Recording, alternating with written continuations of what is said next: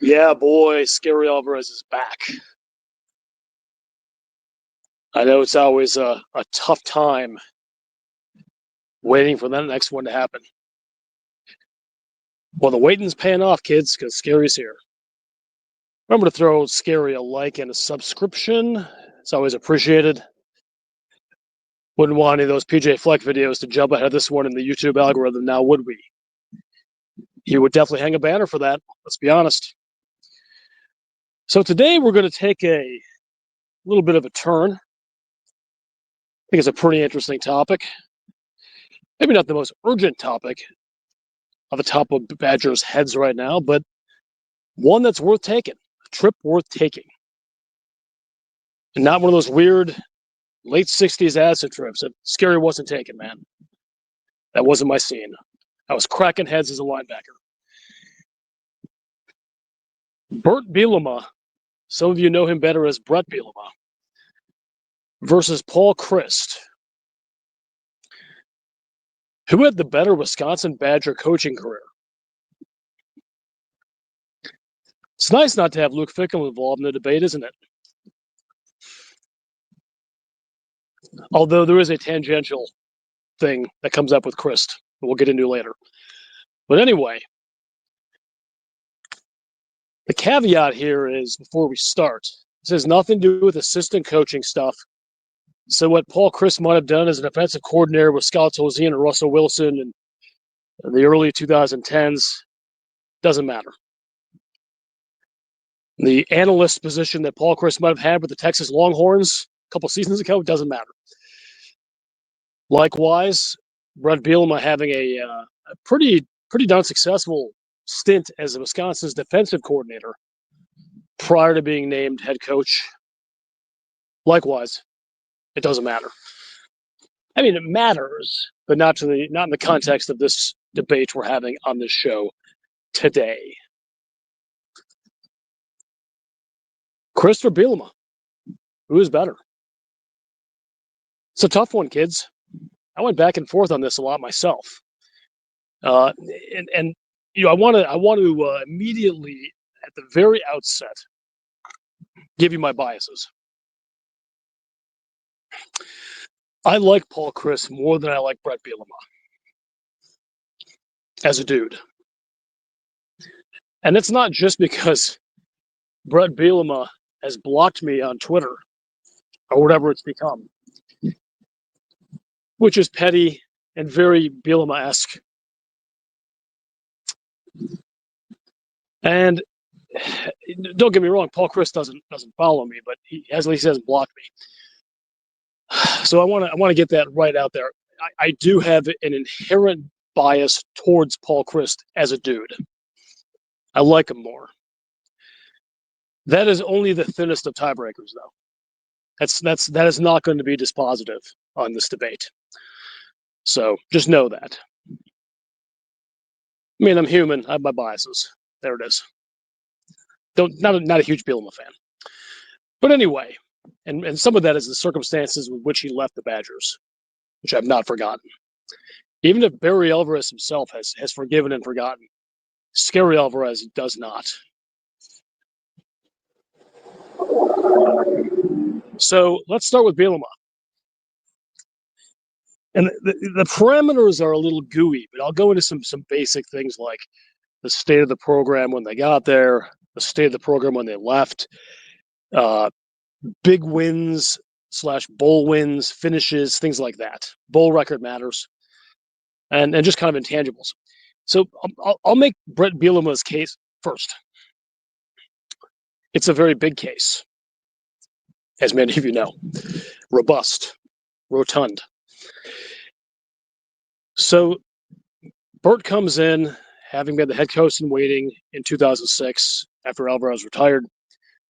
He had been groomed for a year or two. I believe it was a little over a year for that position. It was the most poorly kept secret on 1340 Monroe Street that we knew Bert was going to get the job. So he takes over a program that's doing well.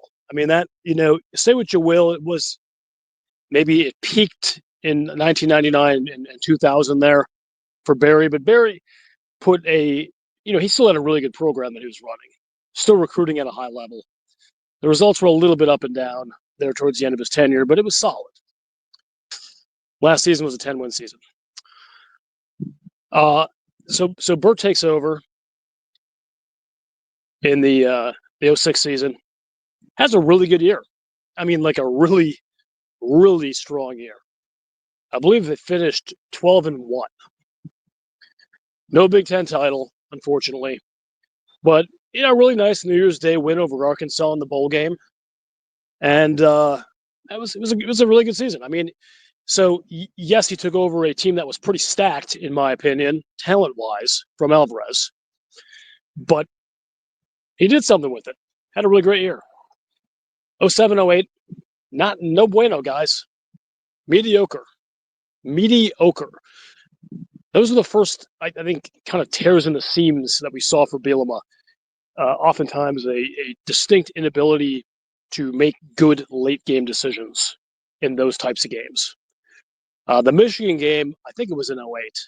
I think Wisconsin was up big in the fourth quarter and somehow lost that game in the Big House. It was just a real kind of a harbinger of what was to come for the rest of that season. Just not great. 09 was kind of a bounce back year. Nothing spectacular, but Tolzien, took the program and had a win over the Miami Hurricanes, which will be a recurring theme for this program in the bowl game, Champ Sports. And you could see that 2010 had the chance to be something special because he had J.J. Watt coming back, and most of the pieces were still in place. 2010 and 2011. Remember, 2011 being the Russell Wilson year. In my opinion, were two of the best Wisconsin Badger teams of all time. And you can't say the coach didn't have something to do with that. Bielema, who was never was great with recruiting ranking type classes, had developed, and in the transfer portal, I guess it wasn't called the portal at that time, but he got J.J. Watt. He led the regarded tight end from Central Michigan, and put two of the all-time great Wisconsin teams on the field in 2010, 2011. The fact that there was not a Rose Bowl victory for one of those teams remains, to me, a huge disappointment. I'm going to get back to Bielema in bowl games in a minute.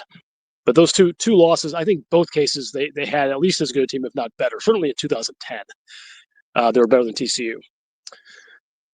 2012, which is Bielema's last season, real disappointing. Right from the beginning, they had a poor pick at offensive line coach that was yanked. Put Bart in there, but they got off to a bad start. A loss at Oregon State, and the team just never found its footing that year. Transfer QB doesn't work. The year after, it worked incredibly well. Danny O'Neill never made it happen, and kind of limped into the Big Ten championship game. And remember, Bielema stands. I want to say this right now. I always point out 3 straight Rose Bowls. No one's ever done that. That's a fact. But people need to be cognizant of the fact that the 2012 Rose Bowl, was basically a 500 team who slotted in because 2 Big Ten teams were on probation and did not qualify for the postseason. Penn State, Ohio State. Ohio State for selling jewelry. Okay, that's your thing. And Penn State for allowing an absolute atrocious, heinous monster to run roughshod over their program abusing children. That was a richly earned probation and should have been longer, in my opinion. That has nothing to do with the current state of Penn State. Those are good people there now. It's not making a comment on that, but at that time, that rubbed me the wrong way. Should have been worse. That's death penalty kind of stuff, in my opinion. Given what Paterno knew, that's a podcast for another day. So, Bert squeaks into the Rose Bowl his last year, and then has one of the. I mean, it's almost like, where was this all season? It's almost like an indictment of why the team wasn't better. But they go into that Big Ten championship game against Nebraska in 12. One of the all-time great games in Wisconsin history. You just can't. I mean, I feel like James White just scored another touchdown in that game. But it underscored how talented Wisconsin was. We have Gordon, Monty Ball, James White in the same backfield. It doesn't matter who your quarterback is. Maybe it's Kurt Phillips. Maybe it's a sort of a journeyman who's had like 19 ACL tears. Didn't matter. Didn't matter his quarterback. I could have been quarterback in that game. But they just annihilated Nebraska, 70-31. And then just a few days later, we're starting to feel really good about Wisconsin football again. In his Mayflower truck in the middle of the night, Bret Bielema sneaks out of town to go down to Fayetteville, Arkansas to coach the Razorbacks. And there are differing accounts of how this was or was not shared with Alvarez and some of the other, the team. But the vibe that I was left with is Bielema didn't handle it great. Okay, I'm not going to get into specifics because I wasn't in those rooms. But there were some bad feelings there. And it's not just leaving for what could be best categorized as a lateral, if you're being charitable. But it was that, he was. I don't think there's any question how close Bielema was with his players. They really liked him. I'm not going to speak for every player, but it was a tight locker room. So I felt there was a sense of, at least in some kids' minds, a sense of betrayal there. And of course, it wasn't shared and all that stuff. So he's off. And I'm going to tip my hand on another one of my biases here a little bit in evaluating this is how you leave. And how you leave doesn't necessarily mean like how much talent did you leave behind. That does matter. It's going to matter for Chryst, as we're going to discuss. But how did you leave the program? What was your final impression? Well, Bielema was pretty ass, folks. Ditching your team to go somewhere else with a very small amount of information provided. And I don't know if it's as bad as it gets, but it's pretty bad. Not a good ending. But he left a talented team. A team that Gary Anderson, who I think we all know with the benefit of hindsight, was not a great fit and probably not a very a good choice, still had 2 10-win seasons after Bielema left. So there's the case for Bielema. And one thing I think I need to mention before hanging on is what was his bowl postseason kind of deal? 2-4 in bowl games, not good. Won a couple of minor bowl games, Champ Sports Bowl one year. His best win was, as I mentioned earlier, I believe it was the Capital One, they still called it at the time, but it was, it's a New Year's Day second-tier bowl game against Arkansas. Good win in his best season until 2010, back in 2006. 2-4. Would it have been 2-5 against Stanford in that 2012 Rose Bowl, or would it have been 3-4? We don't know that. He didn't give the chance to anyone. Alvarez had to go and coach that game because prodigal son ditched town in Mayflower to go to Fayetteville. These places where they rank the college towns. Madison's always at or near the top. Fayetteville's like one of those 6 or 7 pages on that list. Just whatever, man. Woo pig suey. But they have good barbecue, so maybe there's a draw there. So that's the case for Bielema. Successful, I think, objectively successful. Turn the page to Paul Chryst. Chryst had been rumored a couple of times for Wisconsin jobs. I think a very successful coordinator as an OC for the Badgers for a few years. Innovated the offense, updated it, had some cool stuff going, a lot of motion, just outstanding running backs, a little bit of passing. Good. He was good. Rolled out of town to go be the head coach of the Pittsburgh Panthers. Had a couple of, let's say, nondescript years there in Pittsburgh that are not relevant to this discussion. But 2015, he was back in town. People were happy. I remember. I mean, it wasn't just that Gary Anderson was kind of a weirdo who never really fit in. And I just don't remember too many Wisconsin fans being upset that he was gone. And they bring Paul Chryst in, who is kind of a fan favorite as an OC Wisconsin guy, through and through. Played quarterback for the Badgers. Well, I didn't play much quarterback, but he was in the position. Kind of does it the right way. hard worker, doesn't mind a beer or two. And that was a pretty popular pick. I remember, guys. I mean, I think there were maybe higher upside guys out there, but Chryst was a popular choice. So Chryst inherits a team that I think some felt would have fairly soon been on the downswing with the way Anderson was recruiting, the types of athletes Reed Smaller he was recruiting. But the team Chryst had in 2015 was a talented team. They had some dudes. I mean, Gordon was gone, but they definitely had some players. I wouldn't say it was the most talented Wisconsin team in history, but it was competitive. And frankly, guys, if it weren't for a horribly botched touchdown call on a Jazz Peavy touchdown against Northwestern, that team have been playing the Big Ten championship game that year. But they weren't. But it was a solid season. They go and handle business in a bowl game. That's going to be a recurring theme for Chryst. Outstanding postseason coach. And they, head into 2016 with what at the time was thought to be a really tough schedule. It didn't play out that way, but they went and beat LSU up in Lambeau, throttled Michigan State, who was ranked at the time top 10, ended up winning 3 games. But they went through that schedule, had a few ups and downs, but they were a really good team and had a New Year's 6 game against PJ Fleck's Western Michigan Broncos and went down the Cotton Bowl and took care of business. It's a really solid season for Chryst. 2017, his best season.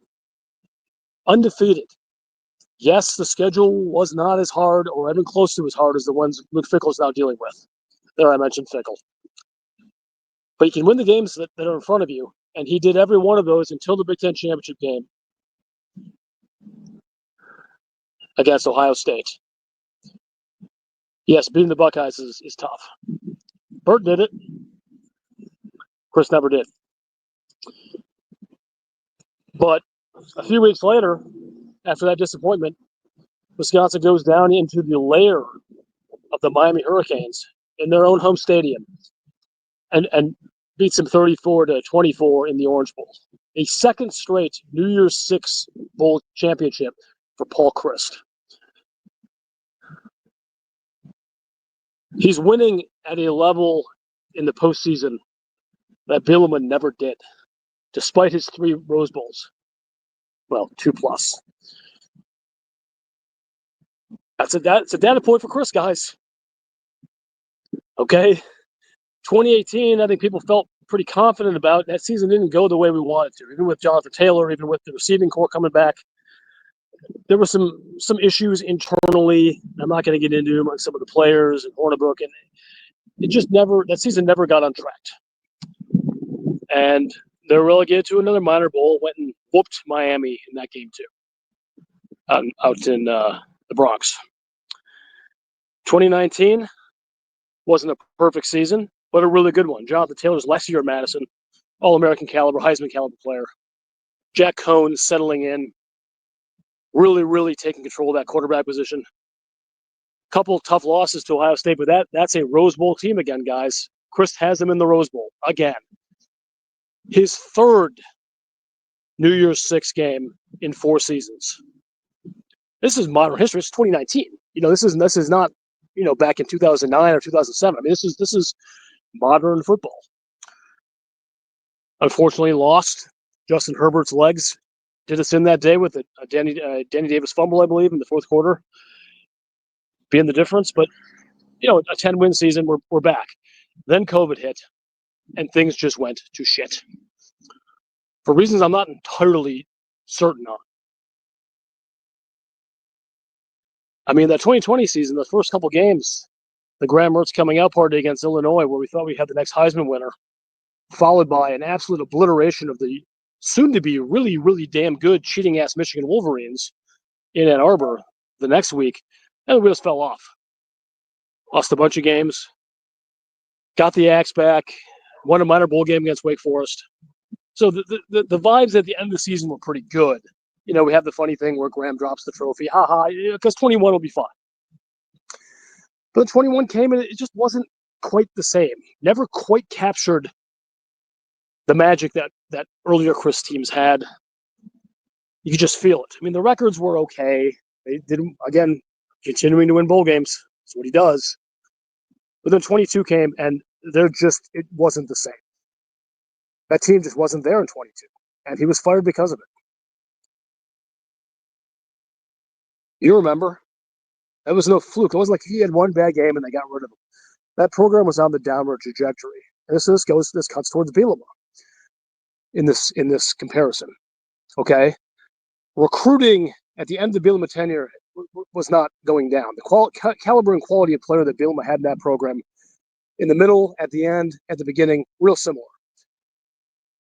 Chryst, in his later classes, I believe the rankings were high 40s and then high 50s or low 60s. His last two classes. He was. I don't want to say he was done with it, but with NIL and transfer portal, all that, those problems were now here.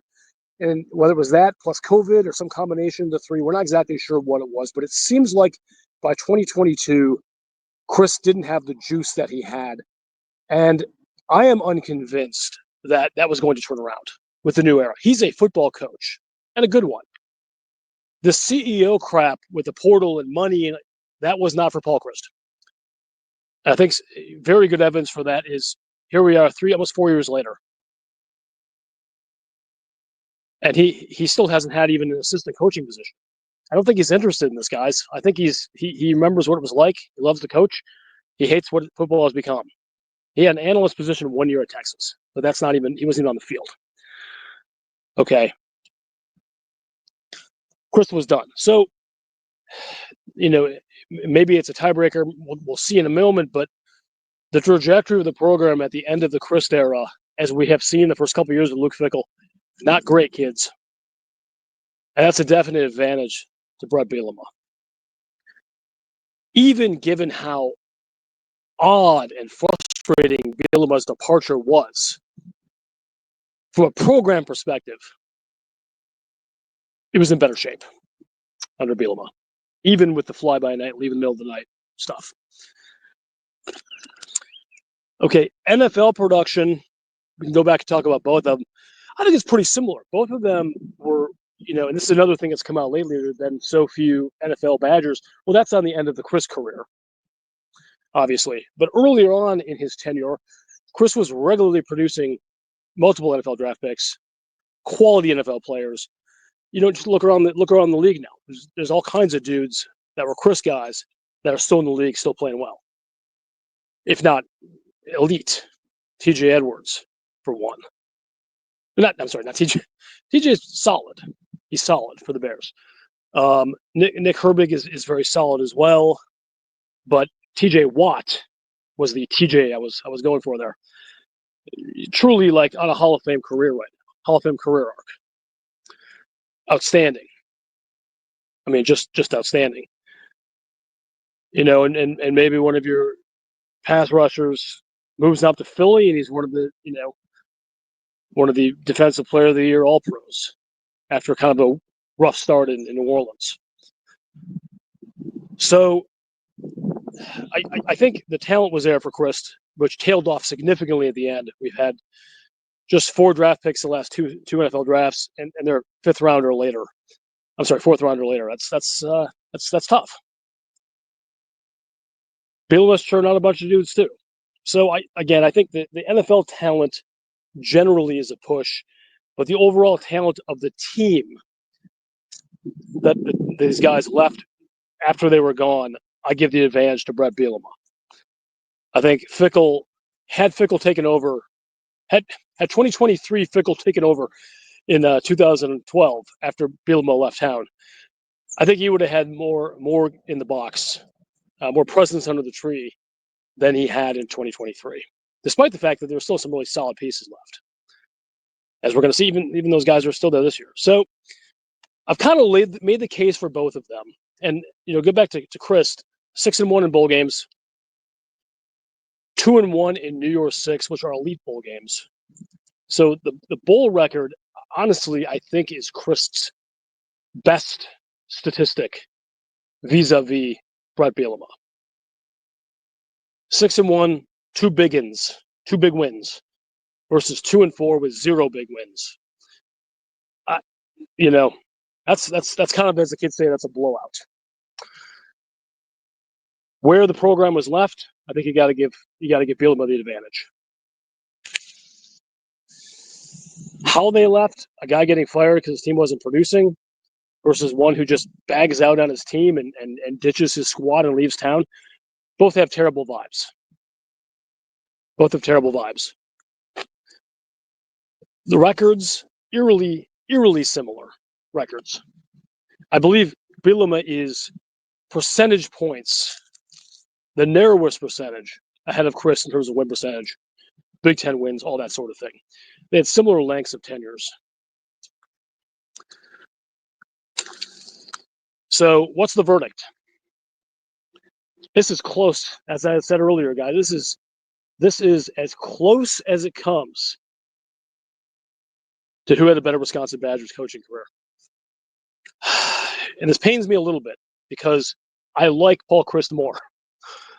And I think he was a really good coach for 5 years. Until he wasn't. But the state of the program, and a lot of this is beyond his control, but the state of the program in 2022 when he was ousted versus the state of the program when Bielema left, albeit under bad circumstances, that's probably what slightly nudges Bret Bielema ahead in my estimation over Chryst. Because Wisconsin now in 2025 is still dealing with Chryst not being good enough at the end of his career. Wisconsin had no such problems after Bielema left. Yes, there were some growing pains and things like that, but the reality is they were righted. Ironically, partially because Paul Chryst was hired and did a really good job. So this is razor thin. Both of them are legends. These are the second and third best football coaches in modern history. Ivy B. Williamson, don't haunt me like a ghost for saying these things. This is a flip of the coin. I mean, Bielema, Chryst, Bielema, you're good either way. You have flaws and warts either way.